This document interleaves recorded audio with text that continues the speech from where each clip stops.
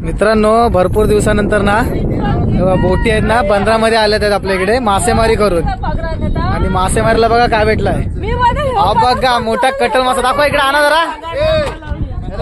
एक नंबर मासा कसला मोठा आहे. काय बोलता त्याला?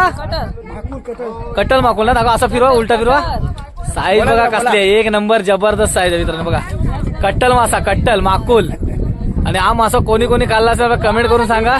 दाखवा असं दोन हातात पकडा ना जरा. हे बघा साईज बघा असली आहे. दोन हात पूर्ण मोठे हे होत आहेत आपले, पूर्ण दिसत नाही असला मोठा कटल माकुल भेटलाय.